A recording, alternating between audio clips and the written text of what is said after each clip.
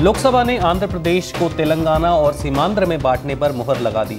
तेलंगाना वाले इस फैसले के हक में हैं, लेकिन सीमांध्र वाले सख्त विरोध कर रहे हैं।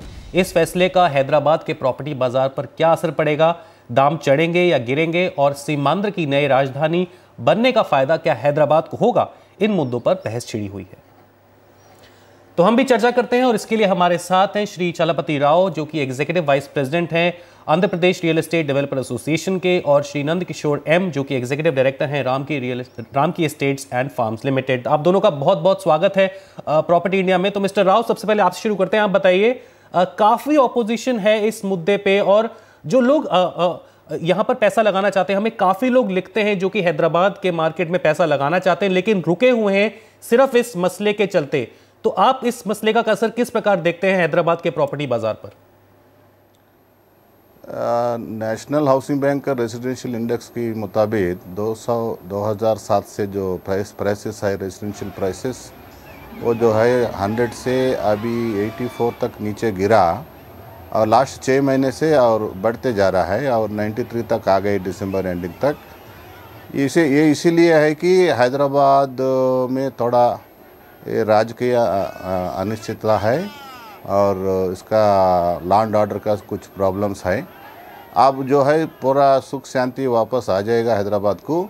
ये आने के बाद ये प्राइसेस आगे बढ़ेगा, और जो भी लोग है ये प्राइसेस अभी तक गिरते गया है, अभी गिरेगा और जो बैठा है उनको समझ में आएगा कि अभी प्राइसेस बढ़ते जाएगा, तो वो आगे आके खरीदना शुरू करेगा और मार्केट अच्छी तरह आगे बढ़ेगा जी। और पैसा लगाने वाले नया प्रोजेक्ट में बड़ी उच्चता से आगे आएगा, ये हमारा उम्मीद है।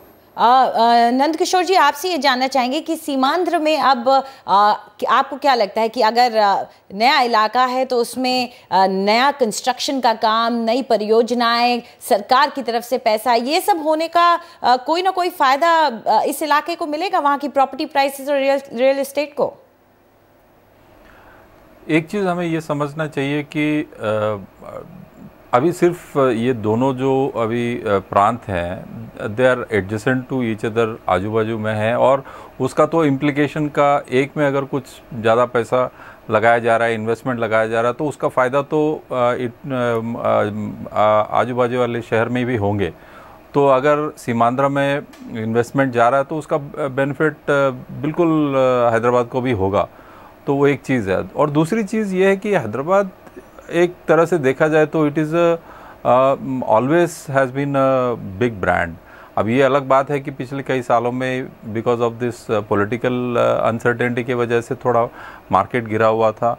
और ये सिर्फ रियल एस्टेट की बात नहीं है, अलग तरह में भी अगर देखें तो बाकी और बिजनेसेस में भी थोड़ा मतलब उतना ग्रोथ नहीं देखा गया। तो अभी तो सब बिजनेसेस ग्रो होंगे, उसके साथ रियल एस्टेट तो बिल्कुल फ़ायदेमंद होगा।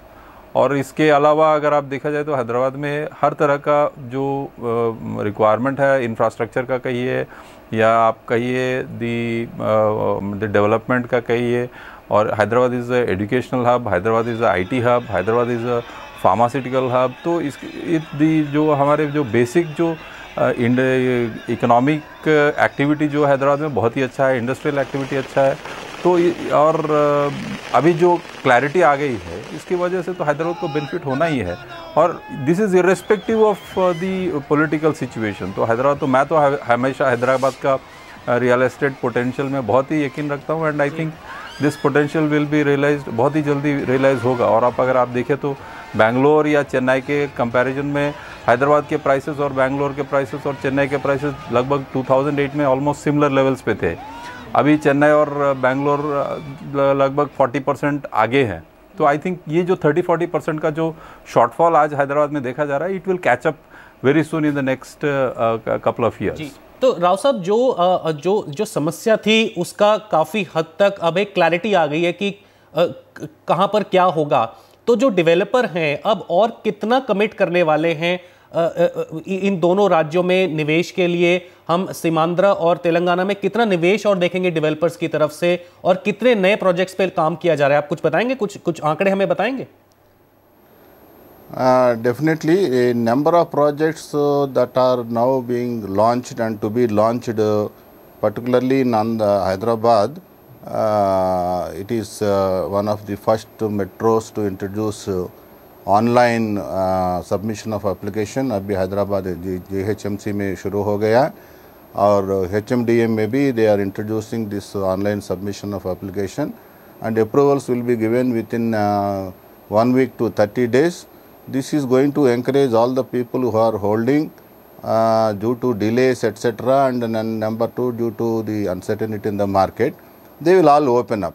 So number of projects are lined up and I am seeing particularly around the outer ring road, first the junction near Tellapur etc., Kolluru junction, lot of purchases have been made in particularly land fit for housing.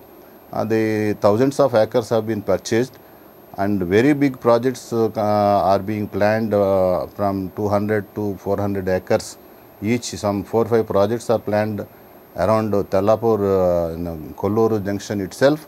We are also seeing lot of activity in the Adipatla ORR junction, that is Nagarjuna Sagar highway road. Lot of projects are also being planned, particularly the TCS they have already opened with 25,000 seats, and Infotech also they want to take up the construction, and Tata helicopter project has also taken off, and many more employment generating projects are coming up. Of course, the Medchal area is somewhat a little slow. It will also catch up once the law and order situation improves, which is going to improve. Already we are seeing the trend. In respect वो उसका बारे में देखना है तो आंध्र प्रदेश के बारे में मैं सोच रहा हूँ कि चेन्नई से लेके इच्छापुरम बाउंड्री तक, श्रीकाकुलम का बाद में इच्छापुरम बाउंड्री तक नेशनल हाईवे का थ्रू आउट द एरिया जो है वो डेवलप बहुत आगे बढ़ने वाला है.